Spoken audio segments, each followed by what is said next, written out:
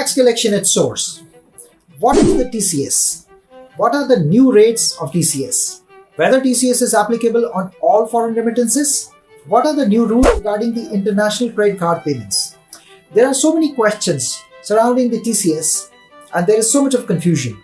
We will try to answer all these questions in this video. It's going to be a very important video. Please watch it till the end. Hello everyone, welcome to KCC channel. I am CS Sandeep Bhatnagar. Tax collection source is applicable when you make a remittance abroad.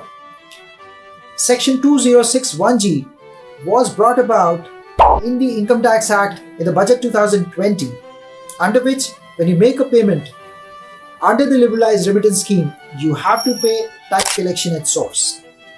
Under the Liberalised Remittance Scheme, you can make a foreign remittance of up to $250,000 in a financial year for various purposes. The purposes could be for medical expenses, for education expenses, for investing in property abroad, for making purchases of bonds, shares, etc. You can also make gifts to your relatives abroad. But there has been a significant change in the TCS rates. Let us see what changes have been brought about one by one in each of these categories. Number one comes the education expenses. When you make remittance abroad for education expenses, you have to pay a TCS at the rate of 5%. However, a threshold limit of 7 lakh of rupees is available when you make remittance for education expenses. However, when you take an education loan and you make a remittance for education expenses, you have to pay a TCS only at the rate of 0.5%. Next comes the medical expenses. When you make payment for medical expenses, you have to pay a TCS of 5% and there is a threshold limit of 7 lakhs available when you make remittance for medical expenses. For these two expenditures, there is no change in the TCS rate, which stands at 5% along with the threshold limit of 7 lakh rupees. Next is the other expenses or other remittances you make under the liberalized remittance schemes, excluding medical and education expenses. The TCS rate on this is 5% and the threshold limit of 7 lakh rupees is available till 30th June 2023. After 30th June, that is from 1st July 2023, the TCS rate on these remittances is going to be 20% and there is going to be no threshold limit available. This is a significant change that has been brought about. Next is the TCS rate on overseas tour packages.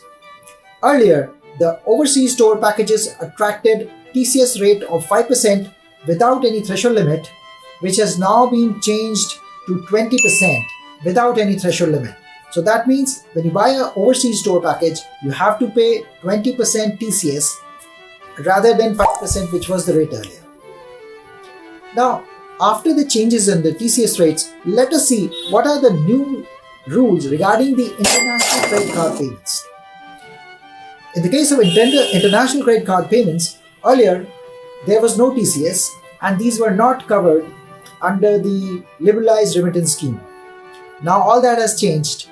From 1st July 2023, a TCS of 20% is payable when you travel abroad and make payment through the international credit cards. However, the threshold limit of 7 lakh rupees is available in the case of payments from international credit cards.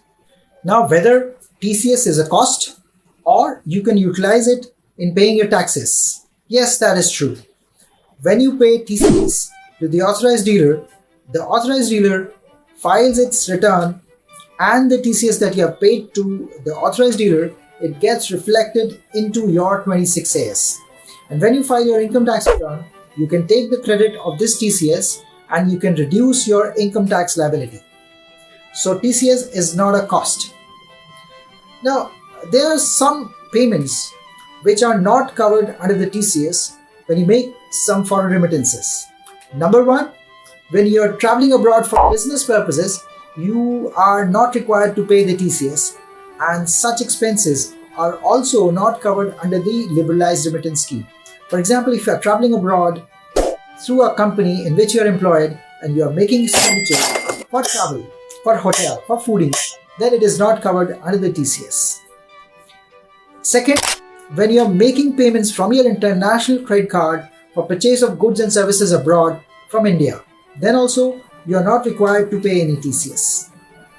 So these are the rules surrounding the TCS, and I hope that you are able to understand and able to simplify these rules to you. If you find this video informative and useful, please hit the like button and subscribe to our channel. Share this video as much as possible and click the alert notification. Thanks for watching. See you in the next video.